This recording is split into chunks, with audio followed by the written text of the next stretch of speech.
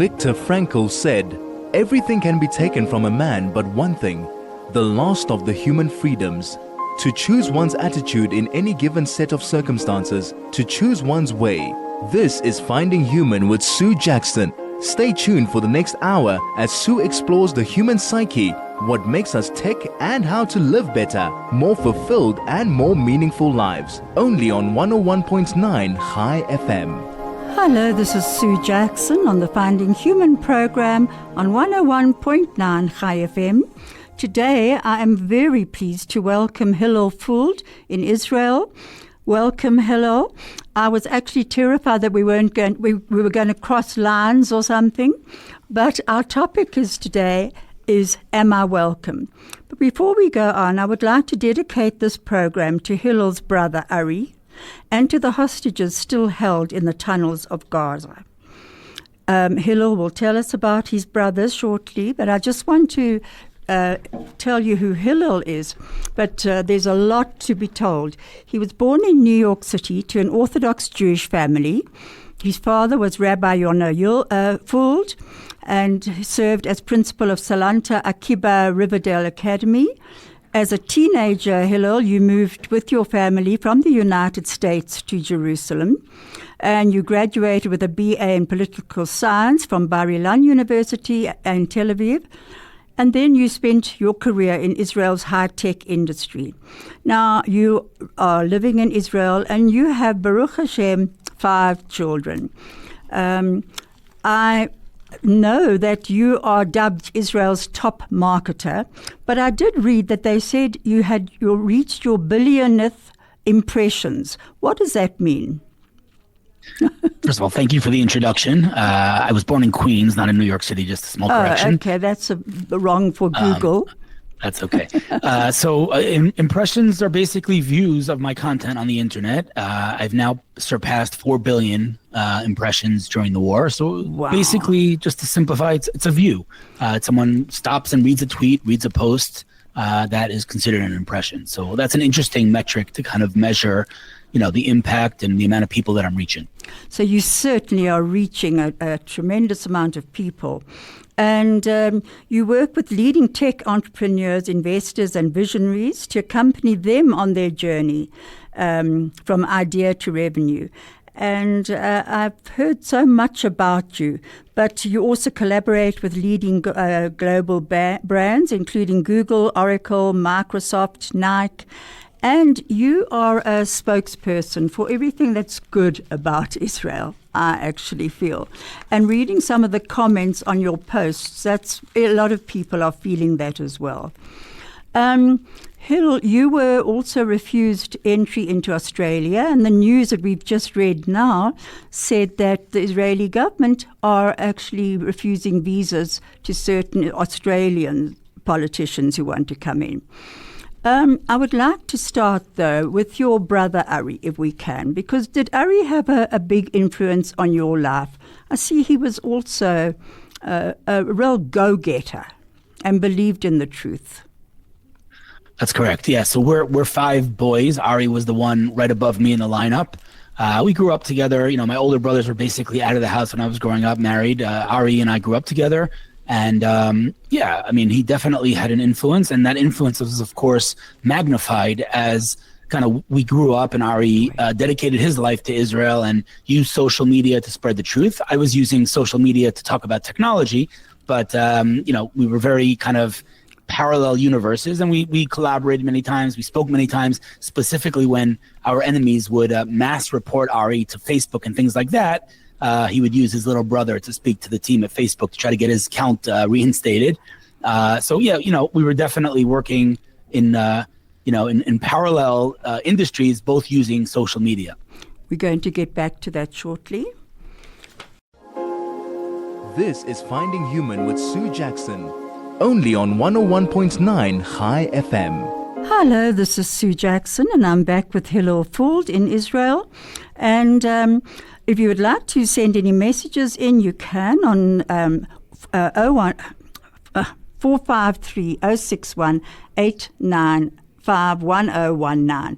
Sorry, I got that wrong. I was looking at something else. It's 061-895-1019. Hillel, I'm sorry we interrupted you there. You were telling us about your brother Ari and how you actually worked in similar ways, and at one stage he relied on you. And unfortunately, tell us a bit more about him. Yeah, so Ari was a very passionate guy. He was larger than life. He came to Israel by himself, volunteered for the IDF, climbed up the ranks of the IDF, and then when he was released, he continued to volunteer in reserve duty and again climbed up the ranks. And he really dedicated his life to the land of Israel, the people of Israel, and the Torah of Israel. And as far as social media and defending Israel online, he had a zero tolerance policy for lies. He just would not accept lies. When the rest of the world uses terminology like the West Bank or the Palestinians, he didn't stand for that, and he would correct them. And so he would spend his days and nights defending Israel, and his day job was really going IDF base to IDF base, giving them food, giving them ice cream, giving them a reason to smile. So he was really dedicated to his people, and he lived as a hero, truthfully lived like a hero. And unfortunately, about 7 years ago, he was walking in Efrat, which is a town about 10, 15 minutes outside of Jerusalem, and he was shopping, and an Arab boy came from behind and stabbed Ari in the neck in a main artery, at which point Ari was clinically, medically dead, basically, but somehow miraculously Ari chased down the terrorist, jumped over a wall, and shot the terrorist when he was just inches away from his next victim, and then Ari unfortunately collapsed and died. But he has become a national hero of the state of Israel, and it's a great source of pride. In addition to the obvious mourning and sadness, he definitely is someone who lived as a hero and died as a hero. And Colonel Richard Kemp said that about Ari Fuld was a soldier to the last, he said. And, when you say that he was actually clinically dead, he still managed to shoot down the terrorists who attacked him. We're going to go back to the terrorists shortly, but I want to just pick up, why did Australia ban you from going in when you were going in for Magen David, which is almost the Red Cross in Israel, and they told you were not allowed to discuss Ari. Can you tell me a bit about that? Sure. So I was headed to Australia to speak at a gala fundraiser for Magen David Adom, as you said, basically Israel's Red Cross, an emergency rescue company that, by the way, employs Arabs and employs Israelis, and it's a perfect example of coexistence. And so I was invited to speak there. The topic of my talk was Israeli tech. It had nothing to do with the war, nothing to do with politics, nothing to do with Israel, just Israeli tech. And I was supposed to fly out on a Tuesday morning. Friday morning, I got an email from the Australian government telling me that they revoked my visa because of my quote-unquote inflammatory Islamophobic tweets. And they included a document of said tweets, and none of them were inflammatory or Islamophobic, but there was an excuse to ban someone with strong Israel opinions, pro-Israel opinions. And so I appealed the decision. I went all the way up the diplomatic ladder to Israel's foreign minister, Israel's former ambassador to the UN, and many more diplomats. And I also went to the media, and it got very wide media coverage. And despite all of that, despite the appeal, despite the diplomatic efforts and the media efforts, they did not reverse the decision. And I am officially banned for 3 years from Australia, along with our friend Kanye West, who literally wrote a song called Heil Hitler. Yeah. But as of yesterday, they also banned Simcha Rotman, who's an Israeli MK. They've banned Ayelet Shaked, an Israeli MK. So it's clearly ridiculous to even mention me and Kanye West in the same sentence. But this is where we're at, and the Australian government has made it abundantly clear that they are the epitome of morally bankrupt. If you'd like to find out anything or ask Hillel any questions, please WhatsApp us on 061 895 1019. Now, on top of all of that, they also said you were not allowed to speak about your brother.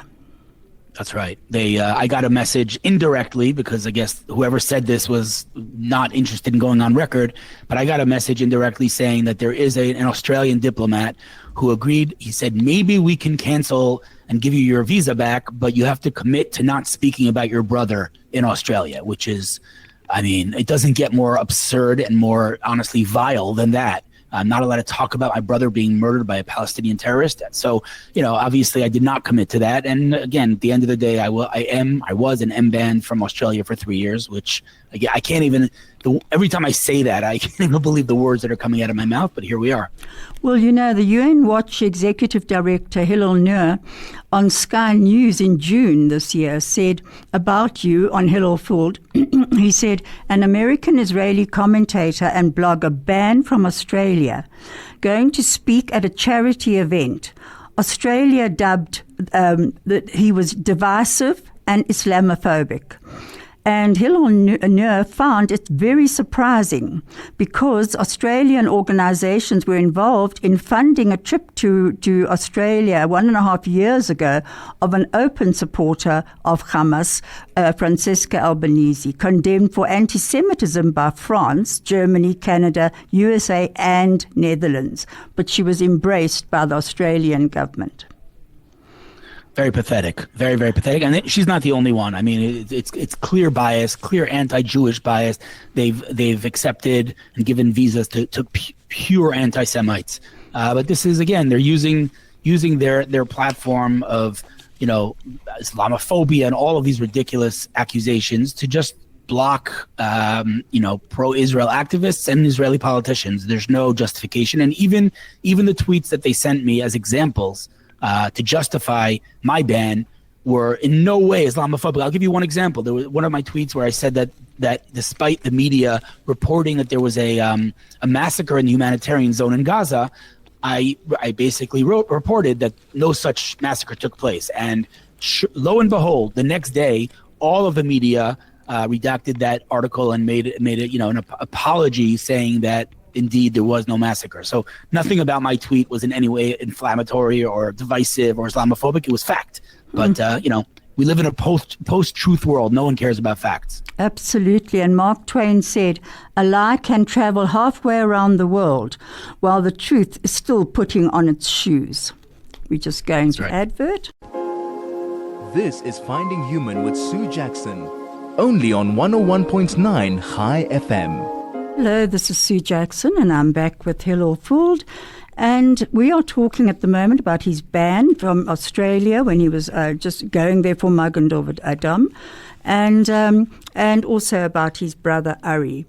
Now, Hillel, since getting back, in actual fact, because you were banned from Australia for 3 years, you got a lot of coverage in every single newspaper almost around the world on that, and I think you used it to the benefit of Israel. How do you feel that tech can help Israel? That, being a startup nation, how do you feel that we should be putting out the views on Israel? I mean, Israel, is a leader in the world of innovation, and it's true across all sectors. You don't have to look too far. I mean, if you look at leading cancer treatments around the world, leading cures of cancer, a vast majority of them, maybe not 100%, but surely over 90% of them were developed in Israel. When people unlock their iPhone, that's Israeli technology. When they use Microsoft Teams, that's built here in Herzliya. So, all of these anti-Semites who talk about boycotting Israel literally would not be able to live a day in the modern world without using Israeli products. So it's kind of funny when I see, BDS and other anti-Israel activists building their website on Wix, which is an Israeli company. But, again, the lies and the anti-Israel blood libels could not possibly get more ridiculous. This is just another example of it. Absolutely. Now, I know that part of what hit the news also was that your brother's murderer was being released. He has now been released. But tell me about that. How did your family feel? I mean, on the one hand, obviously it hurts and it's like opening a wound. There's no question about that. But on the flip side, the way some of us view it is that even after Ari's gone, he's still saving lives because, of course, due to his murderer being released, Israeli hostages came home. So it's kind of like a cognitive dissonance, which is something that I think characterizes most people when it comes to Israel. But no, it's definitely a very, very sick situation that a man, I mean, now he's a man, at the time he was a kid, who literally woke up one day and said, I'm going to kill a Jew today. is walking freely. It's absurd, but again, so many things about this war and about the conflict in general are absurd. So this is, again, just another example. And how does his family, because he had 5 children, is that right? Four children. Four. And how did they all feel about this terrorist, the Palestinian terrorist who was freed? I mean, we, the night that the news came out, we all got together, the whole family, and we went out to dinner in Jerusalem to have the discussion. And I think the consensus is, of course, yes, it's painful, but the bottom line is that we need to bring those hostages back, and this is the price that we need to pay. That's not something that I necessarily agree with politically, but the reality is that hostages did come home because his murderer was let out of jail. So it's just, again, this conflict that we all deal with. And what did you feel watching those hostages? I know what we in South Africa, many of us in our community felt, and even not in our community. What did you feel as you watched them being freed? I mean, it was a moment of great emotion. I think everyone in this country, and maybe all Jews around the world, and many of the supporters of the Jewish people, watched those moments and felt, incredible emotion. Half this country was in tears. We paid a steep price to bring them home, and that's something that I think is rooted in Judaism. And the concept of redeeming and bringing our hostages or prisoners back is a very, very strong fundamental pillar in Judaism. And so despite the steep price that we paid, to see those hostages come home and reunite with their families was really a special view. Absolutely, it was. I mean, we were all just so incredibly touched. Now, one of the messages that came through to me when I put this out yesterday was, what do you think about Israel, and are they committing genocide in Gaza? There are some lies that are so ludicrous they don't even deserve a response. But for in respect to you, I will respond and say there is anything but a genocide. In fact, I'll go further to say that any of the accusations being directed at Israel are admissions of our enemies. The people committing genocide, or at least attempting to commit genocide, are of course Hamas and the thousands of Gazans who invaded Israel on October 7th. If Israel wanted to commit genocide, Israel could flatten Gaza and the war would have been over on October 8th. If Israel was trying to commit genocide, my son would not be in Jabalia on foot, risking his life, because Israel would just bomb Gaza from the air and flatten it. If Israel was trying to commit genocide, it wouldn't send in millions and tens of millions of tons of aid. And that, of course, answers the question or the accusation of starvation as well. If Israel wanted to commit genocide, Israel could commit genocide and there would not be a single Gazan living. So it's a lie that is so preposterous, so ridiculous. You don't have to be an expert. You don't have to be a politician or a diplomat or a historian. It just simply doesn't make sense. If Israel wanted to commit genocide, Israel would commit genocide. Yeah, I must admit, I have to agree with you there. And there's so many unfounded accusations about Israel. But one of the things that Jerusalem Post actually said in April this year was that Israel provided humanitarian relief to so many other nations. Peru, Turkey, who have turned against Israel, New Guinea, Mexico, India, Armenia, Greece, Rwanda, many other countries. And genocide perpetrators don't aid other nations. That's right. South Sudan. I mean, we're literally right now sending aid, emergency aid to South Sudan. I mean, Israel, this is what Israel does. Israel's been a light unto the nations. The Jewish people have been a light unto the nations. Like I said before, Israel leads the world in innovation and technology. Israel's the first on scene when there's a natural disaster. Israel constantly sends aid around the world. So, I mean, you don't have to be too intelligent to realize that is not the way people who commit genocide behave. And I must admit that Israel have offered to help South Africa with our water problems and our electricity problems, but needless to say, with our current government, they have not been accepted very openly. Now, you mentioned being a light.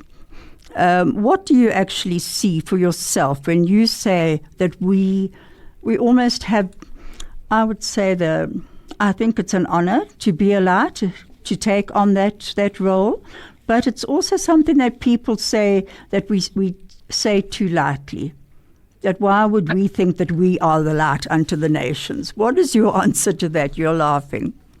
Yeah, I'm laughing because, it's not something we need to apologize for. And I'm not saying we're a light unto the nations because we're better than anyone else or our DNA is better than anyone else, but Jewish tradition and Jewish heritage focuses heavily on the family unit and on education and on things that unfortunately in the West today have become taboo. And there's a reason that all of the empires that came after us throughout our history, from ancient Egypt to Rome to Greece to Soviet to Nazi, they're all gone. And Israel and the Jewish people are not only here, but we're continuing to flourish and thrive. Why is that? We're not because we're better than anyone else, but because we understand priorities and we don't fall for all the isms, that the world likes to fall for. We continue to build and shine a light while our enemies continue to bring darkness and destruction. And how do you feel that you go about bringing this light? I try to bring to the world some of the news that we're seeing from Israeli technology entrepreneurs, some of which are truly unbelievable. I can give you one example that I met recently, an Israeli company based in Jerusalem, whose founders are heads of faculty in Hebrew University. They're all scientists, and they looked at diagnostics, and they said, in 2025, the fact that, you'll forgive me for saying this so crudely, the fact that women to take a pregnancy test have to urinate on a stick is ridiculous. Why can't there be a better way? And why do we need to stick things down a kid's throat to test them for strep? And so they've developed a company called Salignostics, that's saliva-based diagnostics, and they can diagnose, like I said, obviously pregnancy tests, but it's well beyond that. And there's discussion about malaria and HIV and cancer. It's a world-changing company, and one that you've never heard of. Most people have never heard of. They're sitting in Jerusalem. But this is just another example. You look at companies that are curing cancer and deploying their solutions around the world, save millions of lives. And it's all based in Israel, all developed in Israel. And, another company and an organization that comes to mind is an organization called Innovation Africa, that a woman named Sivanya Ari looked at Africa and said, it is unacceptable that in Tel Aviv we have, solar panels on every roof, and we go to African villages, there's no running water, and that's unacceptable. And so she built this organization that brings the infrastructure to remote villages in Africa and brings them clean running water. And these children in these villages have never seen running water before. And you see them dancing with the water and saying thank you to our brothers and sisters in Israel. That's what a light unto the nation means. Absolutely. And that's something that we often don't hear about. There was also that article, the Israeli attitude of taking their destiny into their own hands. Now, in this war, since October 23, the innovations that have come out of Israel have been remarkable. And, that is taking the destiny into their own hands. Would you like to mention a few of those innovations that have come out? Sure. You look at, everyone talks about the Iron Dome. Everyone's heard of the Iron Dome, but not many people are familiar with the story behind the Iron Dome. I had the opportunity to interview Dr. Danny Gold, who invented the Iron Dome, and he told me the story. He said that they had brought the brightest minds in Israel into a room because rockets were raining down on Israel, and he said, we need to solve this problem. And everyone came up with their solutions, and Dr. Gold said, no, that's not good enough. I want to detonate the rockets midair. And everyone, and I mean everyone, told him it's impossible. The world's leading military strategists told him it's impossible. The Israeli army, the U.S. Army, the State Department, everyone told him it's impossible. And here we have a system that detonates rockets at over 95% precision. It's an absolute technological wonder. If you think about what the Iron Dome does, it's wild. But you know what? The Iron Dome is only one of multiple aerial defense systems that Israel has. If you look at, for example, the Arrow system detonates missiles, ballistic missiles, outside of Earth's atmosphere. If you think about what that means, you have a missile flying at insane speeds, and you're shooting another missile from the ground outside of Earth's atmosphere and hitting that missile out of the air. This is wild stuff. And all three of them, we have the Iron Dome, David Sling, the Arrow, they're all three independent of each other, technological wonders. But the one thing is that they were never built to work together. They were built independently of each other. But when you look at those nights that Iran attacked Israel, three of those systems worked together to perfection, 99% precision. This is unbelievably miraculous stuff we're seeing. So all of the things that we hear about in the war and all the tactics and all the technology, the drones Israel is using, it's all, first of all, technologically miraculous, but also, I'm going to say it, it's miraculous. God is clearly watching over us. And I can't explain or speak on behalf of God of why things happen. But some of the things that are happening in this war make absolutely zero sense. And from my perspective, these are open miracles, the likes of which we have not seen since the times of the Bible. And on that note, one of the messages also that came through yesterday was, what is Hillel's view of Hashem's role in this?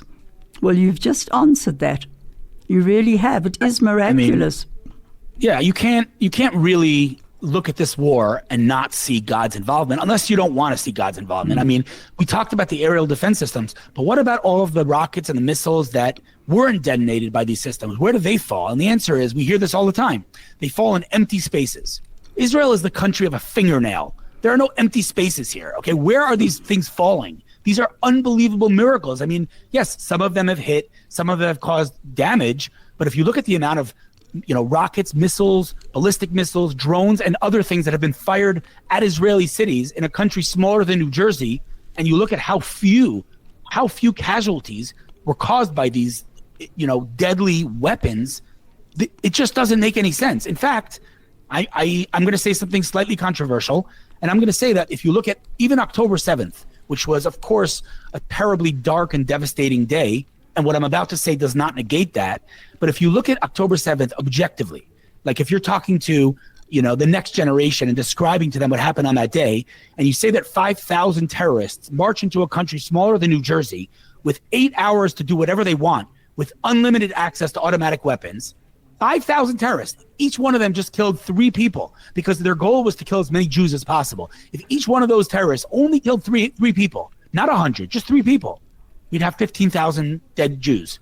How did 5,000 terrorists only, and I'm saying only with quotes because it's a terrible number, but how did 5,000 terrorists only kill 1,200 people in 8 hours? It doesn't make any sense. So it's hard to say the word miracle about October 7th because it was such a dark day, but it's also hard to not see how much worse it could have been. If you would like to send any messages in, please do so on WhatsApp 061-895-1019. You're listening to Hillel Fuld. He's in Israel, and I am here in Johannesburg. You know that the Weizmann, the President Chaim Weizmann, in a speech said, the Israeli attitude towards the Holocaust was never, look what they did to us, but rather never again. Israelis took their destiny into their own hands and built themselves a future. In a 1949 speech at the opening of the Weizmann Institute, President Chaim Weizmann said, the Jewish people have suffered, but we do not build our future on sorrow. We build it on science, on labor, on the vision of a state that will be a light unto the nations. Weizmann's political opponent, Prime Minister Menachem Begin, himself a Holocaust survivor, expressed similar sentiments. Our people have known too much pain, but we will not be defined by it. We will build a state of strength, of justice, and of hope for every Jew who dreams of a home. You are known to have said to the Americans that they should come home. Does this fall into what Menachem Begin and Chaim Weizmann said? So it's not only Americans. I've written many posts calling diaspora Jews to come home because I grew up asking the question, how could it be that the European Jews didn't read the writing on the wall? How could it be that they didn't see what was about to happen? How could it be that they stayed and didn't leave? And I never had an answer to that question until now, because it seems to me that you know what? It doesn't seem to me. I interviewed my great aunt who's nearing 100 and who was a survivor of 3 death camps. And I asked her, how does what you're seeing today compare to what you saw pre-Holocaust? And she said 2 words to me, and she said, the same. So we're seeing what we saw back then. And despite that, millions of Jews in the diaspora are staying put. And it's unbelievable to me, given that we have basically seen everything that could possibly happen. We've seen anti-Semites in Congress. We've seen synagogues being vandalized. We've seen windows being shattered. We've seen Jewish businesses being boycotted. We've seen Jews being harassed and actually assaulted on the streets. Jews being burned alive on the streets of the United States of America. We've seen hundreds of thousands of people walking around the streets of the West, waving terrorist flags and the police doing nothing about it. We've seen governments and parliaments rewarding the rapists and pedophiles of October 7th with the state. We've seen everything happen, and yet the Jews are sticking around saying, it's not so bad. What has to happen? Because it seems to me that everything's already happened. That's very strong words, I must admit. And one of the things also was that I was talking to someone yesterday, and she said, please ask Hillel if he thinks South African Jews have got a chance in this country. Not only do I not think that South African Jews have a country, I don't think any Jews have a chance in any country other than Israel, because we see the trajectory. And anybody who doesn't understand what's going to happen next has not learned history. And so, listen, I've written many times, I hope I'm wrong, but I don't think I am. And history is on my side. I mean, history has shown over and over and over again what happens. So while, I'm not saying that there's going to be concentration camps in South Africa, I am saying that you absolutely do not have a future there. And despite the challenges in Israel, and there are challenges, here we're building a beautiful future. There is no future. There's a message that's come through from Yvonne. Just put it back on, Craig. It came through. We'll get back to that shortly. This is Finding Human with Sue Jackson, only on 101.9 High FM. Hello, this is Sue Jackson, and I'm back with Hillel Fuld. Craig, a message came up from an Yvonne, which is not on, it's not here, okay. Hillel, the other thing that I wanted to ask you, you said that if all the different texts in Israel, which are many, if they all joined together, they could have a much greater impact on, on the world. By shining literally a light into the world. What did you mean by that? You're saying it when I said that all of the tech should join? Yeah, the different people, the influencers of only everyone. You said, I read somewhere that you said they were pretty fragmented. Yeah, I meant, I'm not if this is what you're referring to, what I said was that our narrative is fragmented, that all of the Jewish influencers online who are fighting for Israel, instead of being unified over a narrative like our enemies are, we all, are yelling something else. Many of these topics are very important to raise awareness, like anti-Semitism, but it's really not the best use of your time if you have a big platform to yell all day long about how the world hates us, because if you're right, that the world hates us, then no one's listening to you. So why are you wasting your time yelling about that? And instead, what should happen is that, leading marketing minds should get into a room and define our narrative and define the strategy, because that's exactly what our enemies are doing. If anyone thinks that, the All Eyes on Rafah campaign was just a nice coincidence, then they're kidding themselves. It was very well coordinated, as are their protests, as are their marches. They are very well coordinated, and we, on the other hand, are not. And that is one of the biggest reasons, in my opinion, that we're losing the PR war so badly. And, all the protests in Israel, they're bringing, I hear from all my family in Israel and friends that they're bringing the streets to the traffic to a standstill many times.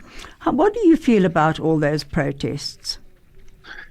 Well, I'll say in their defense, many of them truly come from a place of compassion that they want those hostages back. But the reality is that when you are protesting against something, you have to have someone that you're protesting against, and you have to have an agenda. And it's not clear to me what their agenda is, because everyone wants the hostages back. You don't think Netanyahu wants the hostages back? He's agreed to multiple deals to bring the hostages back. So I don't really know who they're yelling at and what they're trying to accomplish, besides terrorizing this whole country and handing Hamas a present by empowering them and saying that the government should agree to any of Hamas's demands to release the hostages, including emptying out our prisons. I mean, you don't have to be a genius to understand that that's the result of yelling all day that the government should bring the hostages back at all costs. You don't have to be a genius to realize that that empowers Hamas. So not only, in my opinion, is it ineffective and pointless, but it's actually dangerous.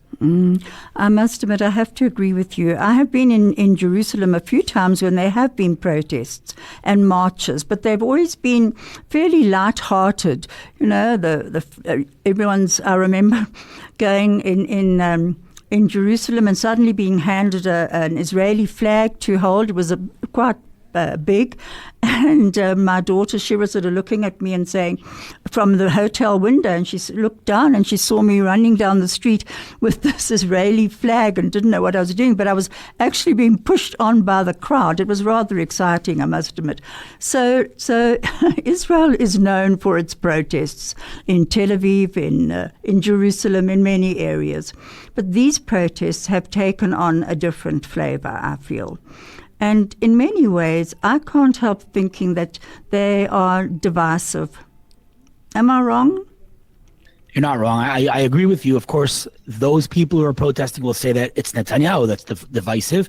And I understand their perspective. I think that he's been in office too long. I think that October 7th happened on his watch, so he should take accountability. I have no problem with that. But the big question is, what's the alternative? Who can replace Netanyahu? And the answer is the people that they're suggesting are a cheap knockoff of Netanyahu. With all due respect to Lapid and Bennett and Gantz, none of them could withstand the international pressure that Netanyahu is withstanding. For example, right now, not to enter Gaza City. The previous one was not to enter Rafah, and we saw what happened there. So, the bottom line is that right now, they don't have an alternative, and it's all of the protests kind of evolve and take on a new face. But the one thing they have in common is that it's all anti-Netanyahu activists who want to see Netanyahu out of office, which again is fine. But as long as you offer an alternative and stop yelling all day long, anything but Bibi. Forget anything. We're fighting an existential war. Tell me who should lead this country. Don't tell me who should not lead this country. And I must admit, it's very unfair for all the IDF in all their many areas that they are fighting to keep Israel safe on 7 fronts, this war, and to know that people are shouting against the government. It must be very hard for them. Now, you wrote an article about Next October, more than a non-profit. Tell me a bit about that. You mentioned it's embodied in people like, I don't know how to pronounce it, Yishai Shai. Yishar, yeah. Yishar Shai was an investor, a tech investor that turned politician, and then he went back to being a tech investor, and unfortunately he lost his son, Yaron, in this war. And, instead of drowning in mourning and misery, which nobody would blame him for doing, he started an organization, an initiative to develop tech companies for every one victim of the war.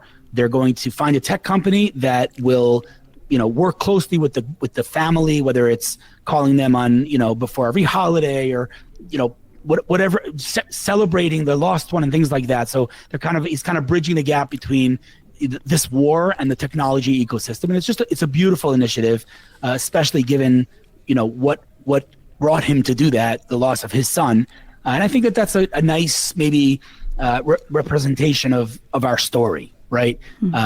We unfortunately have endured so much pain and so much persecution throughout the generations, and despite all of that, we exist and we continue to flourish and continue to grow and continue to be a light unto the nations. And, this is something that is exclusively, uniquely Jewish, because every other empire is gone. So the next day, when they launched Next October, this initiative to connect bereaved families with an Israeli startup, I think it's quite amazing. How can people get in touch with them? Yishar Shai is pretty accessible on the internet. If you want to go to their website Next October, you can do that. But he's very easy to reach. You can maybe share in the notes under this interview. But it's nextoctober.com. Just go to their website, and they're very accessible. You can contact them through the website. You can join them in this initiative. Nextoctober.com. I'm sorry, not nextoctober.com. I apologize. Nextoctober.org. .org, okay. And I see that our time is going quite quickly. But Hillel, I wanted to ask you, you are also very involved in teaching new startups, and you actually are run a program. Why don't you just tell me a bit about that program that you run? I think it's for, I had it here. I know that you do startups, you do speaking, you do brands, you do content, but you're teaching people how to become bloggers, I think. Is that right?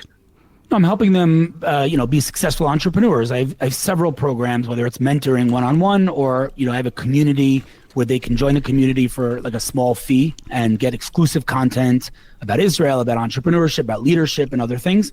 So you can, that's on nas.io, nas.io, and go to my community there. But I work with entrepreneurs around the world to just help them take sometimes an idea that they have and turn it into a business, and sometimes, an earlier stage business, and help them, reach the point of revenue. So that's what I've been doing for, the better part of the last 15 years. October 7th, I shut down my business to focus on Israel, which has been incredibly gratifying. As we said before, 4 billion impressions. It's been, I'm not going to lie, it's been difficult financially to close down a multi-million-dollar business, but, I know clearly that this is what I should be doing, so I'll continue to do it. It sounds quite amazing, quite honestly. Now, how do you think the rest of us can bring light in? But we're going to get back to that shortly. This is Finding Human with Sue Jackson, only on 101.9 High FM. Hello, this is Sue, and I'm back with Hillel Fuld, and you're about to hear a very short audio clip by Hillel, which is called "We're Just Like You, Don't Hate Us." We're just like you. Don't hate us, right? And we think that the more we assimilate, the lower the anti-Semitism is going to be. And that is what logic dictates, right? If I'm just like you, why would you hate me? But history shows the opposite. The more we assimilate, the more they hate us. Because we come and we say to them, we're just like you. And they say, no, you're not. You're not just like us. In fact, we've developed a tool to show you you're not just like us. It's called anti-Semitism. And then anti-Semitism goes to the roof. And here's a secret, spoiler. You know what happens next? That empire falls. The West has been incredible to me personally and my family. The last thing I want is for the West to fall. But if we don't reverse this trajectory and we don't pull it in and stop the anti-Semitism, which is something that, of course, Trump is working on, and he might reverse the trajectory, but if we don't do that, the end of the West is near. And the next empire that's going to take over the West is, of course, radical Islam. This is Finding Human with Sue Jackson, only on 101.9 High FM. Hello, this is Sue, and I'm back with Hillel Fuld, and that was you talking, and we're just like you, don't hate us. And I must admit, when you say, the trajectory of the world, Rabbi Jonathan Sachs said, "For though my faith is not yours, and your faith is not mine, if we are each free to light our own flame, together we can banish some of the darkness of the world." This is a dream of yours, isn't it, Hillel? 100%. I mean, this is something that we see. It's terrible to see. I heard a statistic that it sounds about right, but I couldn't verify it, which is that had the Holocaust not happened, we would still be the same number of Jews because of assimilation and intermarriage, meaning 6 million Jews have basically been lost because of intermarriage. Now, we're not going to get into the discussion from, the people like to talk about whether it's immoral that the Jews stay amongst themselves. I think it's a silly discussion. But the reality is that, unfortunately, in every generation, Jews make the mistake that they think they can appease the enemy and become part of the enemy, or not even the enemy, just their hosts, and forget who they are. And this has, again, happened in every generation, from ancient Egypt, where 80% of the Israelites stayed back. And, of course, in Nazi Germany with the Kapos. This is something that we see happen over and over and over again. And the more we tell our hosts and our enemies that we're just like them and that they shouldn't hate us, the more they lose respect for us, because we don't respect ourselves. And that's when anti-Semitism goes through the roof. So, we're not like everyone else. Not in a way that we're better than anyone. We just are a unique nation with a unique heritage and a unique history and a unique tradition that we should be proud of and stop apologizing for. And on that note, we're going to be ending, but Judy Morris has just sent a message through. Thank you, Jude. What a magic show. Thank you, Sue and Hillel. That's great. For anyone who would like to know more about Hillel or contact him, please go onto either Google or Safari and look up Hillel Fuld. There are lots of YouTubes as well and podcasts. Won't you just give out your email address? Best is to connect with me on any social media platform, whether it's Facebook, Twitter, Instagram, anywhere. I respond to every message. It's easiest to get me there. And on LinkedIn as well. And Hillel, we are about to end, but I just wanted to tell you that you have a painting of my daughter's, Shira Jackson Snapper of the Kotel. She gave it to you quite a long time ago. You're smiling. Yes, she did. Yeah, it's in my living room. Okay, good. So my daughter's with you there. Thank you so much for being with me today, Hillel. Would you like to end by saying anything? We will dance again. We will dance again, please God. Thank you, Hillel. God bless. Keep safe in Israel, and may we all be a light to Thank you. ourselves, our families, and to each other.